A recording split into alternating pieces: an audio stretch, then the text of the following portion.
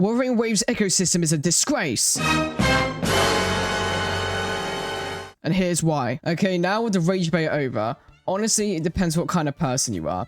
But I'm not gonna lie, it's still infinitely better than Genshin Impact's artifact system. Regardless, let's go through the pros and cons, and at the end, I'll list things on what I think can improve the system as well. Right, pros. Infinitely farmable, no wave play requirement, easy and brainless to get. Cons. Farming is not particularly enjoyable, can get stupidly unlucky with artifact rolls or echo rolls, and free cost echoes full stop. Lack of diversible options when it comes to cost system, and trashing or re-rolling the ecosystem in general. Right, let's get the cons out the way. Just like in every other gacha game, there's annoying luck, boo-hoo, we're all used to it. On to the next, more real point, we have the way in which you actually get the echoes.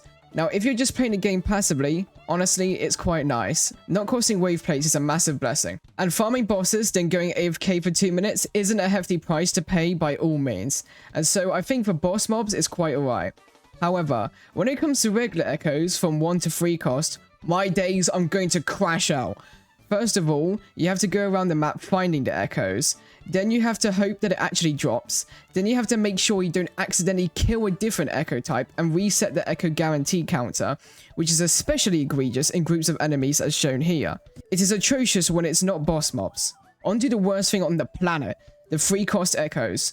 Trying to get an onset echo with the right elemental damage bonus is the equivalent of winning the lottery.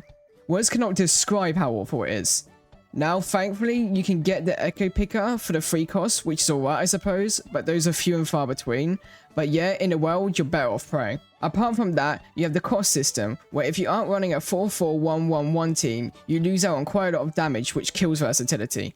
Now, me personally, I don't mind if there's only one set specific way of running things the best, but when you take into account how annoying free cost echoes are to get, then yeah, it gets a bit yikes. Also, having no echo loadouts is quite rough. The re-rolling echoes feature is straight cheeks and needs to be reworked. And lastly, farming echoes isn't exactly riveting gameplay, or at least in my humble opinion. Also, side note, it always feels like when I tune echoes at low rolls, but I could just be unlucky. Pros. When it comes to bosses, you can perma-kill them over and over again, which is very nice. And as for 3 and 1 costs, you can use co-op and kill echoes in other people's worlds, although I've literally never seen someone use co-op before, apart from the event that highly recommended using it. I myself have used it once to help a friend, and to be fair, it was very smooth.